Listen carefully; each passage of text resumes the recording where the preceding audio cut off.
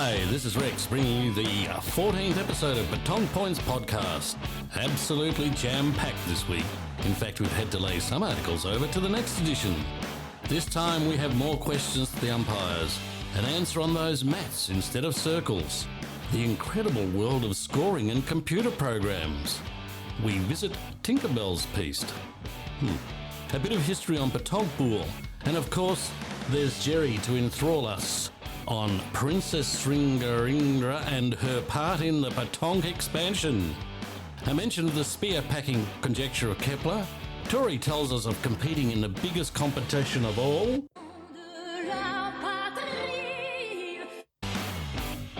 We even have a seafood cafe review. And more, all coming to you from the beautiful studios of universalexports.co. So settle down and stick around.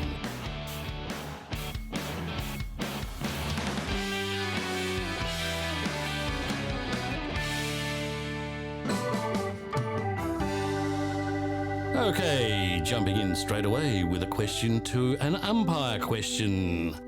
I was attempting to play on Friday night. In that time, I was asked by a team playing on the adjacent piste, what do we do now, as both boules are equidistant from the jack? Quickly in response, I said, it hasn't altered the status of the game, so the last person to throw just throws again. Clever me, don't you think? Then they replied, but that was the last boule of the game. My answer, they are both null boules, and you would score the end as if neither of the boules existed. Wrong, wrong, wrong. I sought a ruling from the chair, Umpire Commission PFA David Shaw, and this is what he had to say. If the nearest boule at the conclusion of an end are equidistant and belong to opposite teams, there is no score and the next end, if time permits, has now started. And in the case where both teams still have boules to play, the team that last played, creating the tie, plays again. If the situation is not changed, the other team plays and they alternate until the tie is broken or both teams are out of boule. So the lesson here, don't guess, learn the rules. They are accessible from the PFA website and other places. Actually, we've got another umpire question later in the show, so stay tuned. Oh, while on the idea of rules, in the previous episode, we discussed the introduction of mats to be used instead of a circle. I understand that some of these are available commercially.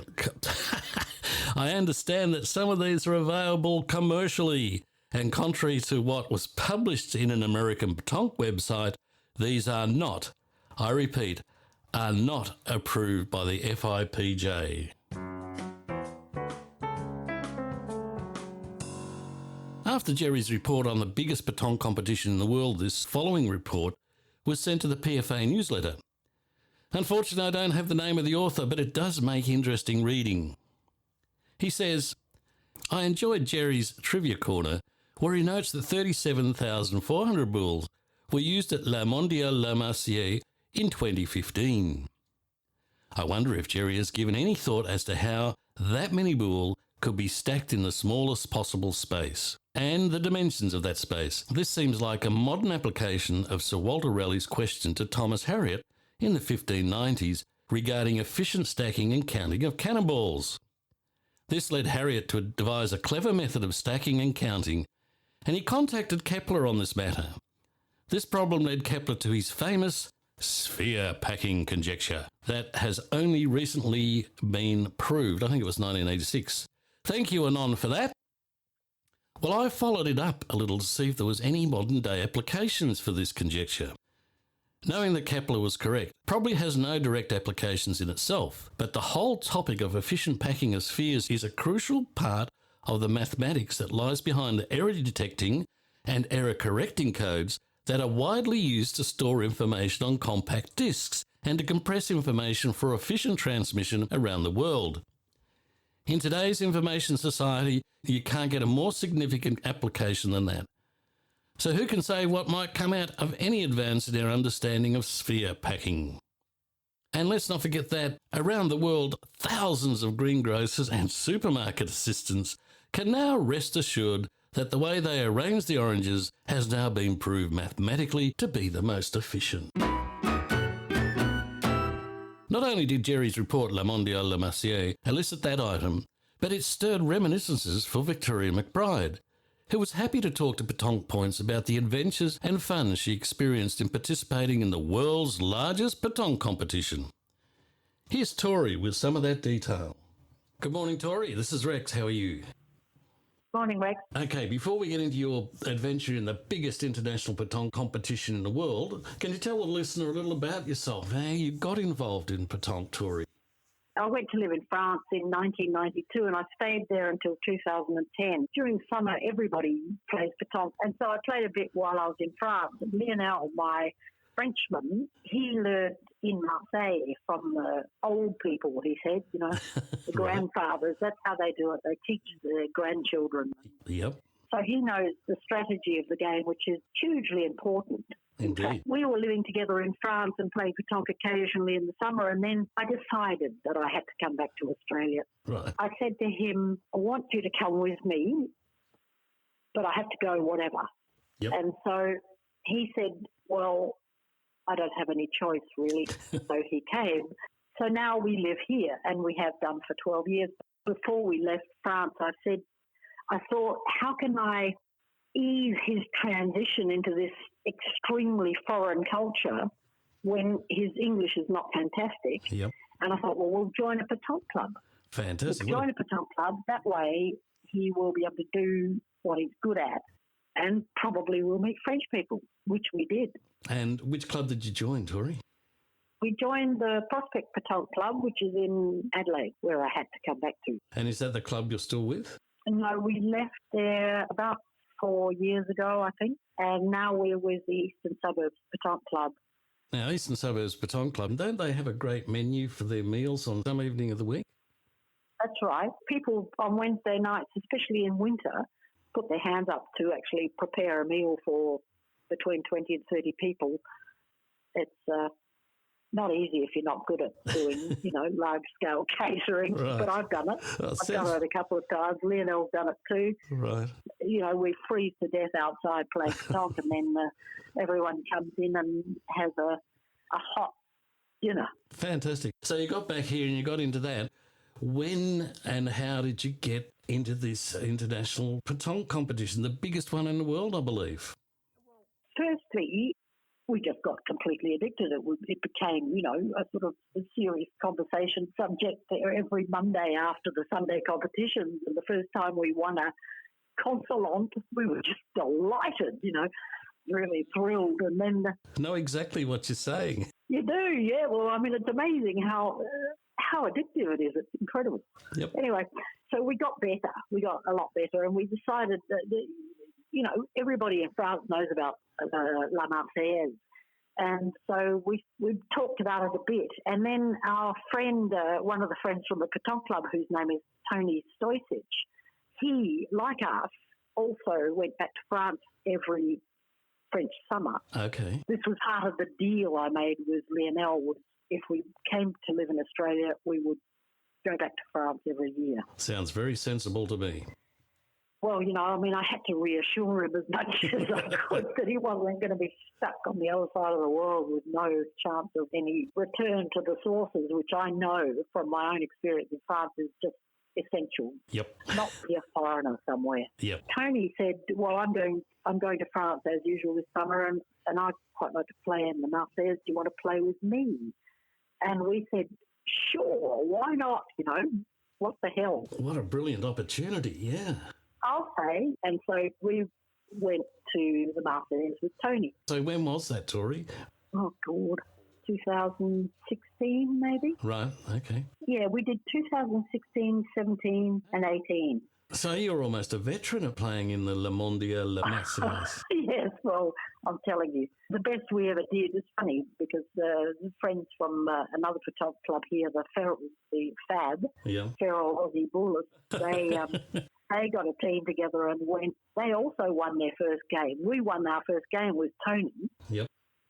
And never managed it again. Right. In the two. Well, you're playing against a lot of teams, aren't you? And it goes over for a week or something, doesn't it, Tory? Yeah, it goes for a week. And in the beginning, the first year we went, I think was probably their biggest number of teams. I think they had something like 5,000 or 6,000 teams, My something goodness. like that. So it tripled. That's a huge amount of people. It's instant elimination if you don't win your game. Right. So, but the first game they have to find, let's say, 3,000 pieces in Marseille. How do you do that? Absolutely huge. Well, but what they do is people play on tracks in the park, and they spread gravel over any surface that is available, and you use car parks, they use all sorts of things, and it's fantastically well organised, I think. They've got buses that take you all over, because Marseille is huge. I think it's got a population of something like 5 million people. Right. It's huge, and it's absolutely chaotic. It's port. It's a port. It's one of the major port of the Mediterranean coast of France. Right. And it's huge and old, and so it's got tiny little streets, and it's full of people, and everyone drives like maniacs, and it's classic. It's a classic Mediterranean port city. So you're ready to play in this big game. So what was the piece like you were on? Or We were on a car park. We were on a car park for some sort of sporting facility. Yeah. So we were in the car park, and we got the most unpleasant piece of the 95 pieces that they'd set up there. We got the one on the end of the car park, which was a triangle, really. It wasn't a rectangle. It was a triangle. And probably for those who are fussy about the rules, they would have measured it and refused. But right. you don't. Yep. You don't. That's not in the spirit of the whole thing. It's really, you live with it. Yeah. This is how Pétanque was a street game initially. Yes. It's really wherever you are, you play. That's it. Right. But there was a track, a square manhole on the piece. What, with a metal cover thing? If you bounced the ball off it, there was a huge boing sound. It was pretty impressive. The people we played were from Toulon, the French coast, on the other side of Marseille. Yep. And they were pretty good. They were really good. Right. One of them was a referee. Yeah, umpire. He was an umpire. So, he'd been around for a long time. They thought they were... The first end, they got 3 points. Right. And they thought they'd won it, and then they didn't. So you won the first game? We won the first game. We were just so delighted. It's just huge. One game, Then we were fannied the next game. Oh, really? We were fannied. How did you rate against the other 4,999 teams? But okay, you've just told. Well, we only got to play one more game after that. Well, one more official game. Right. We played in the park Boule, which is the centre, really, of the whole event. So we came back on the bus, filled with our own brilliance. Yeah. And we all three of us had played beautifully. That's not always the case. In fact, Tony and I, we were standing on the side while Lionel was playing, and Tony said to me, "My mouth is so dry." And I was just thinking the same thing. I couldn't swallow. I was so nervous. I haven't been that nervous about anything for decades, So mad. Right in amongst all of that, there must be an atmosphere that all pervades, I would imagine. Yes, well, inevitably, because you really want to win, Yep. You really want to do well. Of course. Not be dreadful. We were dreadful the next game, I must say. Absolutely dreadful. But they were much better than us as well. Yep. They were really good. Yep. The team we played second. Once you get over the first game, Yep. Which is really true sense of the expression, the luck of the draw, Yes. the second game started to get serious already, I'm with you. So, but anyway, we came back to the park. Yeah. Now, you need to know that the centre of the whole competition is set in this big park, which is quite close to the beach in Marseille, quite close to the coast. Mm-hmm. This huge park, absolutely enormous park, full of trees and tracks where, that had all been sectioned off so that they could be pieced as well. And also there's a Pétanque club in the park, and then it's like, I don't know if any of the people listening have been to Womadelaide, but it's the same kind of atmosphere where you walk through the gates of the main gates of the park and you are in another world, only instead of it being music that has brought everyone, it's petanque. And the whole place is just full of people talking about petanque. It is absolutely fantastic. Sounds brilliant. And there'll be glasses of pastis. Oh yes, there are bars everywhere, and also places to get food. And we found this little bar in the park, not really, and that's where we went to talk about whether we'd been good or bad, and which was the best end, and all that sort of thing. That's where we met loads of people. Yes, because as soon as they heard that we were speaking English, the French didn't come up to us, but the Germans did, and the Dutch did, and all these people from all over the place who were there. That we ended up playing. This is with Dave Ward, in fact. Right. We played 1 year with Dave Ward, and we lost. Yeah, but what it does show, what you're just saying there, though, it just shows that other aspect of petanque, though, doesn't it? That it is so social. It does bring people together. It's so social. Yeah. Absolutely. And everybody talked to everybody else, and it was all just this sort of joyous, chaotic, fantastic, marvellous thing. It was marvellous. Well, that's great. And you meet so many people, really, that is, as you say, it was terrific. Yeah. So by the sound of it, you'd go back again? Oh, without a second hesitation. It's such fun. And I might say also, the year we went first, to register, it costs you €6 per person. Was that all? Frankly, that's nothing. Yeah. It's nothing. Yeah. But also, there's one other thing I just wanted to say, Rex, that was funny, because in France, Australia is exotic. So we were mentioned in La Marseillaise, which is the newspaper that sponsors the whole competition. So you were celebrities. We were mentioned by name for this thing, and then there were occasional reporters that came to interview us about, how we were liking it and how fantastic. How we were doing and stuff like that. It was great. Yeah, it was really funny. How brilliant. Yeah. So look, so not only would you go back, but obviously you'd recommend it to anybody that has the opportunity to do so. Absolutely. There's just one thing that I would say. Toilet facilities are portaloos. Right. To bring their own lavatory paper. That will improve the quality of your experience quite substantially. Fantastic, Tory. Look, that is just brilliant, and I really appreciate you sharing that with me and the listener. All Love right, it. Rex. Okay, Tory, thank you so much, and you take care, all righty? Yes, you too, and thanks, Rex. It's a good idea, what you're doing. Good. See ya.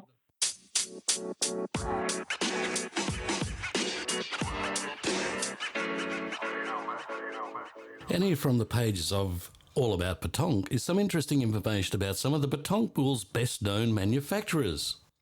First of all, La Boule au Bout. It's the world's largest manufacturer of competition boules. The au bout trademark was created in 1955 by Frederic Bayet, a lock manufacturer in Saint-Bonnet-le-Château. New fully automatic production machines were designed by Antoine Dupont, a talented mechanic. Due largely to the efficiency of his automated manufacturing techniques, au bout grew rapidly. In the process, it swallowed up many older boule manufacturers. Today, au bout is about 80% market share for the competition petanque boules. It employs about 130 workers and manufactures over 4 million petanque boules a year. Where do they all go? Today, its only serious competitors are Chinese manufacturers who dominate the world market for cheap leisure boule, and the Thai manufacturers like La Franque Marathon who make less expensive competition boules. La Boule Bleue, the blue ball from Marseille, still owned by a member of the Roffrich family, the company has been producing boules since 1904. It is the last boule manufacturer located in Marseille, France. La Franque Boule is owned by FBT, a Thai sporting goods manufacturer. They manufacture the least expensive competition quality boules on the market. MS Petanque, formerly VMS, is a French brand of boule is the most famous for its VMS blot and tortue designs. I think that's tortue and not torture. KTK is the newest manufacturer in France and it started up in 2009. Brands bought out by Boule. Boule is extremely successful because it is relatively a new company and uses newer and more efficient manufacturing techniques and technologies than the older Boules manufacturers. That has enabled Boule to purchase many of the older Boules manufacturers. For a number of years, Boule continued to sell those Boules under their original brand names. In January 2014, Boule adopted its Marquage 2014 policy that all Boules sold by Boule should bear the Boule logo. With that policy, many older brands permanently disappeared. JB Pétanque and Boules LT were the oldest manufacturers of steel Boules. Both were bought by Boule in the mid-1990s. La Boule Noire was founded in 1967 near Toulon by Edward Coulibrier. Originally the brand name was Coulibrier and later changed. It was Coulibrier who created the famous COU line of carbon steel Boules. The COU semi-soft 125 kilogram per millimetre squared and the CX COU semi-soft and the Super COU really soft and the X COU really very soft. The brand was bought by Boule in 1985. Ocaro was the original manufacturer of two models of very soft Boules, Tonneau 110 carbon steel and Soleil 110 inox stainless steel. The brand was bought by Boule in early days. Other vanished brands. La Boule Intégrale was the first manufacturer of metal Boules with the La Boule Intégrale, a Boule made of bronze aluminium alloy. The company was started around 1923 by Paul Cotier. Cotier died, no he didn't die, he just died in 1972 and the company continued as a family business until Cotier's son sold it in 1981. He struggled on for years under different owners but eventually ran out of money. The business was sold at auction in 2011. The purchasers tried to, but could not resurrect the brand. And in 2013, La Boule Intégrale was put to sleep.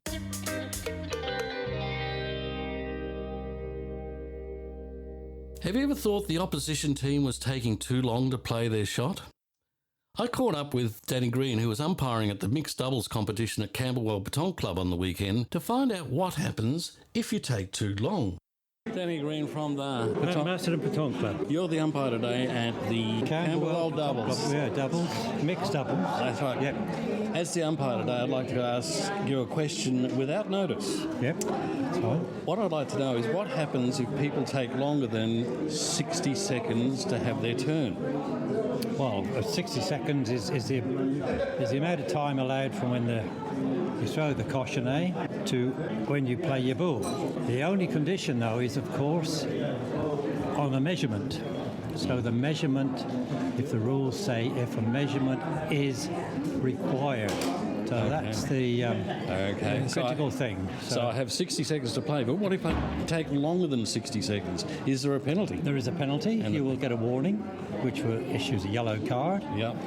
Which then, if this is done again, you will receive a orange card, and then you will possibly lose a boule to be played, or the one you have played, or the one to be played. So be careful. I will. Thank you very much, Danny. Okay. That's excellent. Thank you. Cheers. Thank you, Danny. So avoid boule forfeit and play on time. I've found that many club members are interested in the scoring of competitions and what programs are used, and also how they may be adapted to their own club games. Peter Wells was kind enough to come onto Pétanque Points podcast to discuss the different apps, features, faults, and other good things of some of the scoring methods available. Rex. Peter Wells, most of the subscribers to Pétanque Points podcast would be aware of you not only through your website, My Pétanque, where you can find information about upcoming and past competitions, and also where you register. But also people would have seen you around at the competitions, where you are the scorer. There is a lot of responsibility on what you do. Obviously, you did have a computer program out there, Are there many programs like that there for scoring petanque, for doing the draws on petanque? At the moment, we have two programs that we use. There are other people who can score and do score. The program that was recommended a decade ago by PFA, and it's a program out of Germany called Sport. Some people call it Sport OK because the author of the program is Ottmar Kramer. Another one out of Germany of a young couple who got involved in a very common, popular European sport, Fußball. And we realised, Jeff Langdon and I, the secretary of PFA, that with a bit of jiggling, we could actually use the Fußball program, scoring petanque. So we actually tried it a bit. And I think we saw a result from New Zealand who did the same thing. So we emailed this young couple in Germany and said to them, is there any chance of getting table football tables turned into lanes, goals turned into points, and have boules on the logo and not little people kicking footballs? And were they happy to go along with that? They said, yes, why not? Very good. And we said, at what cost? And they said, oh, we wouldn't agree with charging you. And they turned a Tinkerbelle program into a petanque program, which became known as the petanque app. Right. I use it occasionally. I use a sport program occasionally.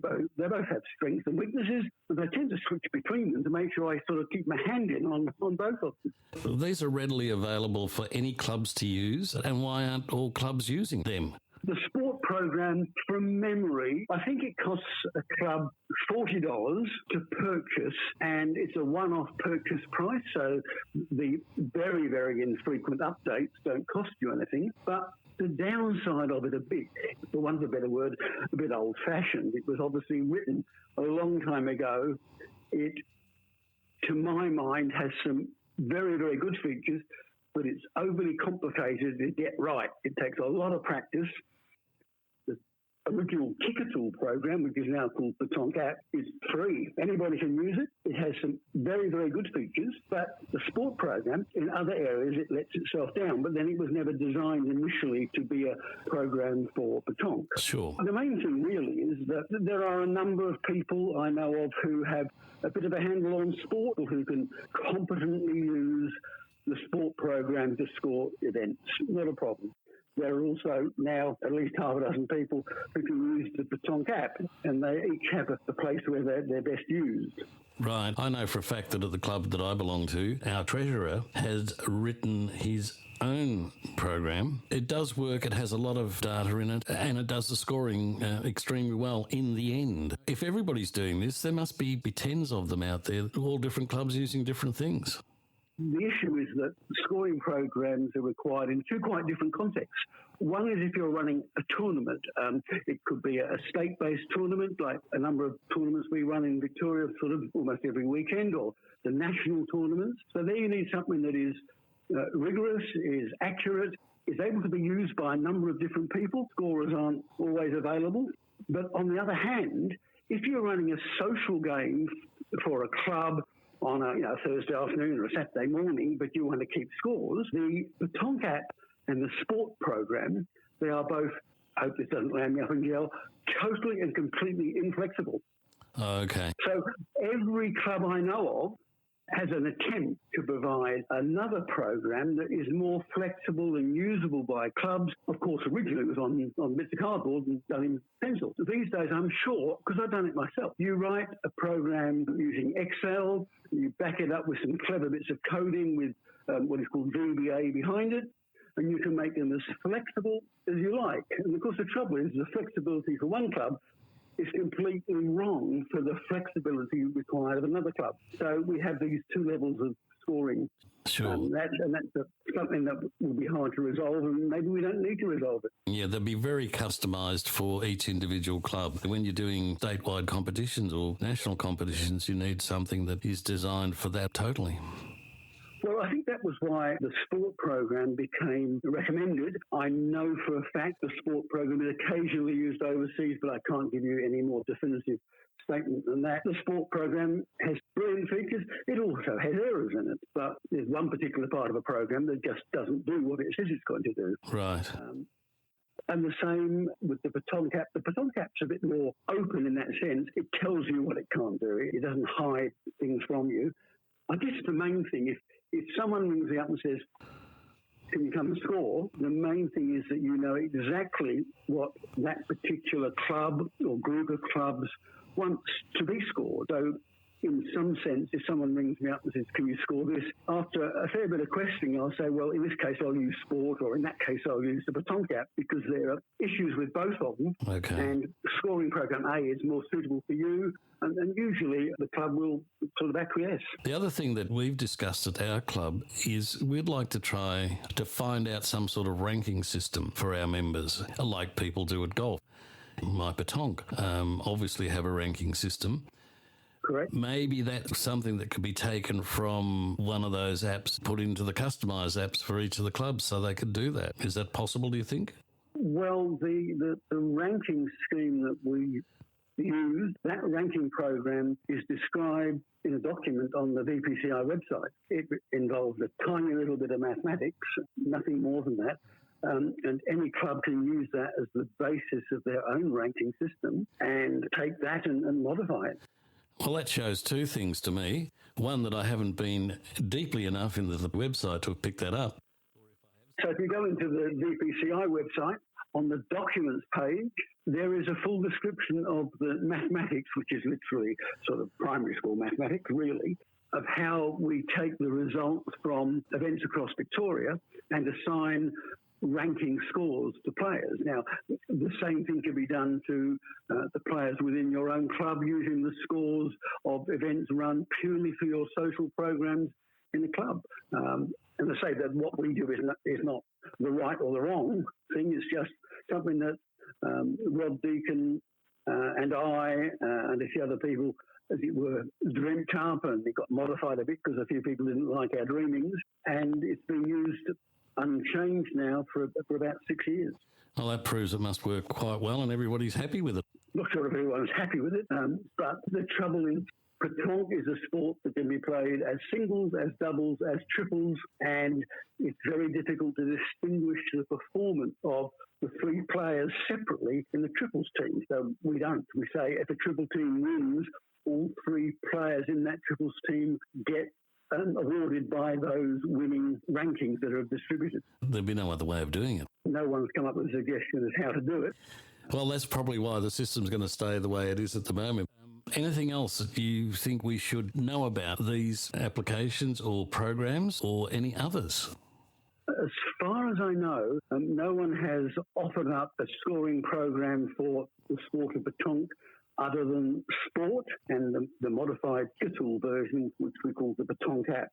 The strength and also the weakness of sport is it's designed for about 20 different sports. So we've asked a few changes to be made, but the answer is, well, we can't make changes for one sport when another 19 might be affected at the same time. Yep. But the sport, in my view, is due for a long overdue overhaul because it's got some features which would be brilliant if they work like it says they would work in the manual, but they don't. I met someone in Adelaide last year who beavers away and actually produces, as it were, on request, clever little Excel programs for any particular way you wish to play the game of Petanque, and he's in high demand. Unfortunately, you'll end up with a new program for every single instance of every single club wanting to do something a little bit different. It would be good if we had a program that was so flexible it could handle all that as well. I don't think that will exist. I was going to say, you're living in an ideal world. Maybe as a closing comment, if anybody in any of the clubs in Victoria or anywhere in Australia, if they have clever little programs that are very flexible, they're happy to let someone have a bit of a sneak preview and see whether they could be adaptable more generally, please give me a coffee, ring me up, talk to me about it, and we'll see if we can take it from there. And alternatively, if they can't find you or contact you, they can always write to rex@audiorexy.com.au. I think that's a very good idea, Rex. Okay, thanks, Peter. You take care. Bye. Okay, cheers.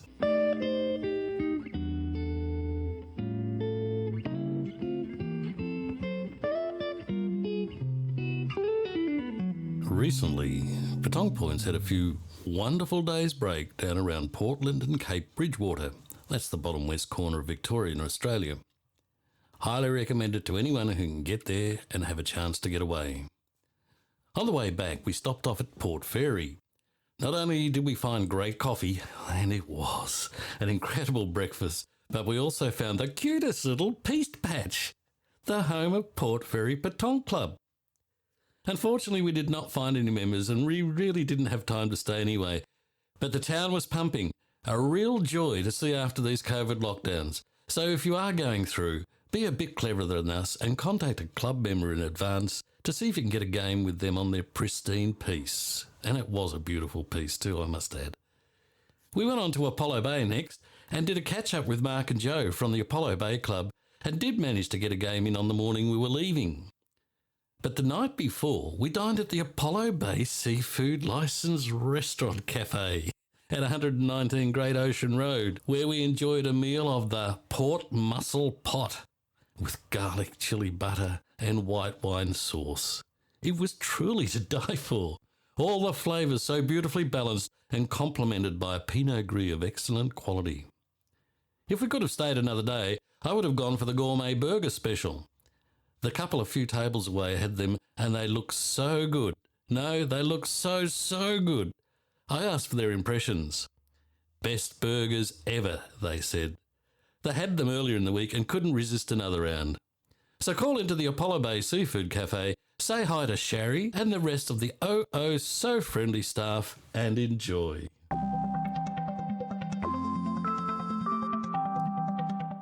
Now the one you've all been waiting for, Jerry, who can pronounce Srinagarindra with ease. Good morning, Jerry. What are we looking at this week and where are you taking us? Good morning, Rex. Nice to speak to you again. In previous week, we've been talking about the origins of pétanque and amusing historical anecdotes and obviously talking about some of the great French players such as Marcel Fouillot and Christophe Asinor, just to name a couple. But I think it's time to look at some other parts of the world where pétanque is very strong. In fact, pétanque is played on all continents of the world except for Antarctica. Oh, that'd be an interesting game down there. It would. I don't actually have any evidence that it's not played. And it may be that the research scientists during the summertime, they're getting out there with their boule and having a quick game to relieve the monotony. Who knows? So it is worldwide now. It is.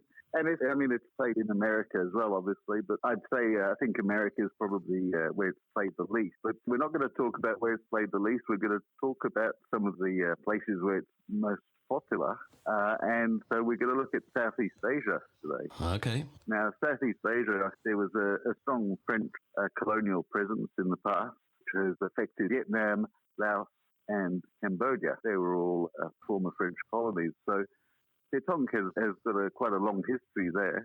It's very widespread in those countries. But it's not just those countries. It's taken off in Malaysia, Singapore, China, Indonesia, Brunei, Philippines, Myanmar, and Thailand. You even have something called the SEA Games. That's the Southeast Asia Games. Oh, right, yep. Now, I think they go back to, I'm not sure when they go back to, but pétanque was included in the SEA Games in 2001. Right.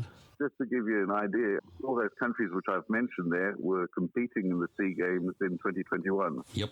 That was the 31st edition of those games. Right.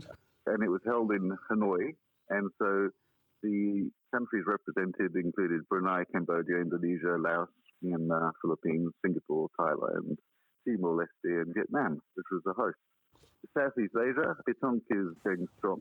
And having mentioned all those countries and the ones which have the French influence, we really need to talk about Thailand because Thailand is interesting. It's actually the one country in Southeast Asia never to have been colonized by the Europeans or the Americans. Amazing. And yet they are probably now the strongest center for pétanque in the region. I'll give you a couple of figures.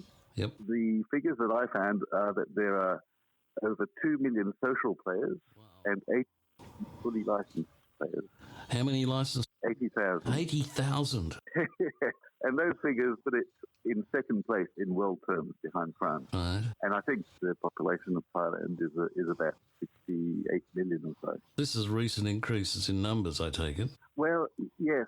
You could probably say that prior to 1950, the game was relatively unknown. So what happened after that? Well, okay, so to understand that, we just need to go back a few years to 1932. Now, in 1932, Thailand was not known as Thailand in those days. It was the Kingdom of Siam. As in the King and I. Exactly, yes. And it was ruled by an absolute monarchy. But what happened in 1932 was that there was a revolution, albeit largely bloodless, saw the absolute monarchy replaced by a constitutional monarchy. Oh, yeah. And, and obviously there would have been a certain amount of upheaval and uncertainty.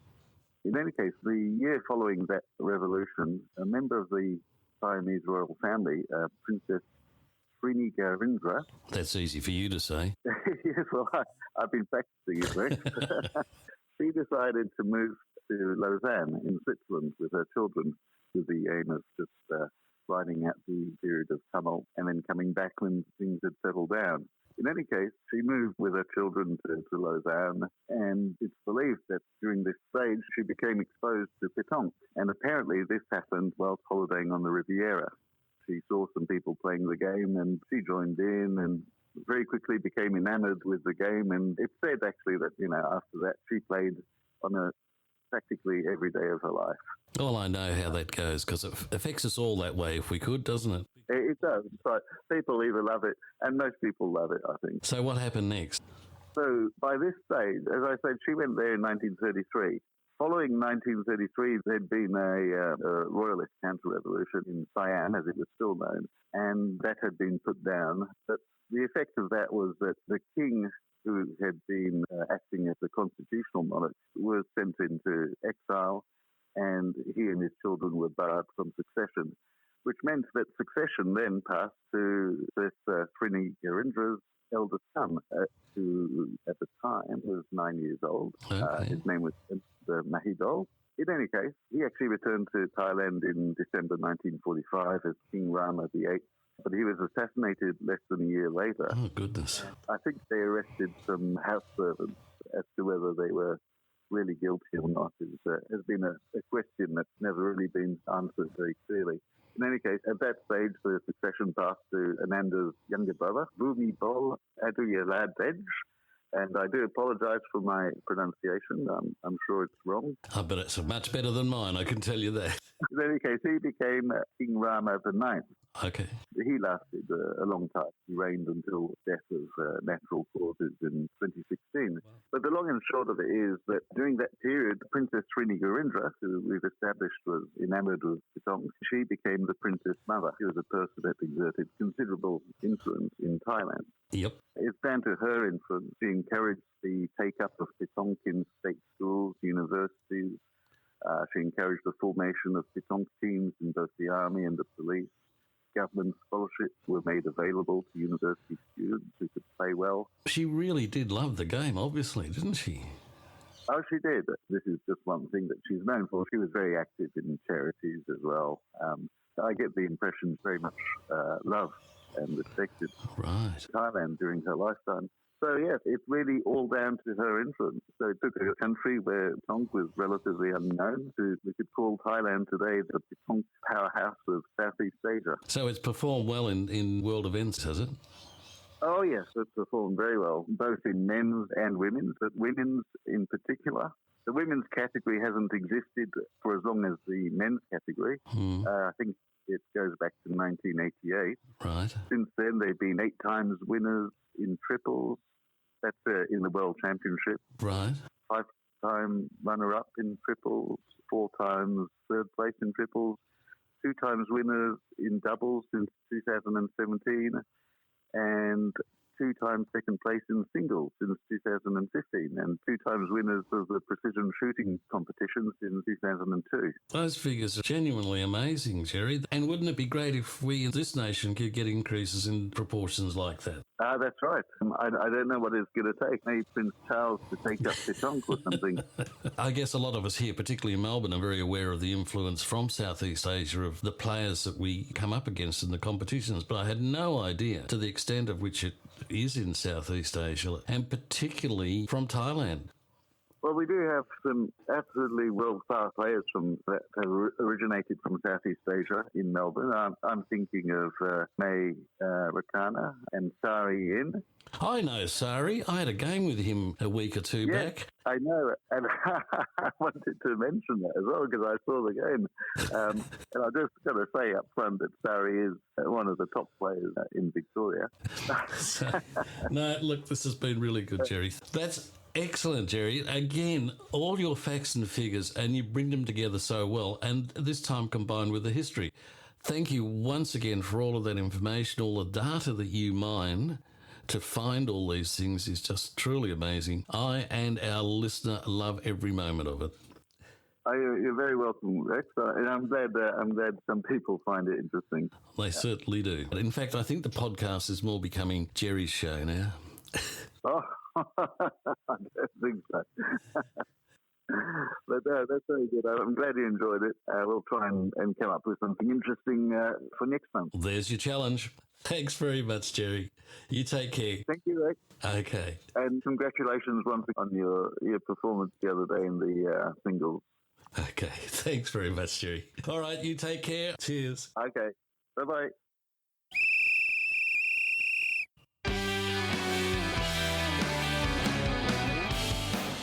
Thanks for joining us for another Patong Points podcast. You now know how to handle equidistant boules. You can't use maths? Do it in your 60. Go to Marseille, look up Kepler and learn how to stack. Find a blue bull. Do a Great Ocean road trip. See if you can pronounce Srinagarindra. Remember, if you've got something positive to say about your club or Patong in general, send it to audiorexy@gmail.com and we'll try to squeeze it in. Papyrus and Comic Sans walk into a bar. The bartender says, "Get out! We don't serve your type." A synonym strolls into a tavern. Come back next week and we'll see where Griff's mum has been playing and where they get the best lobster deals. Rex out. You're a good man.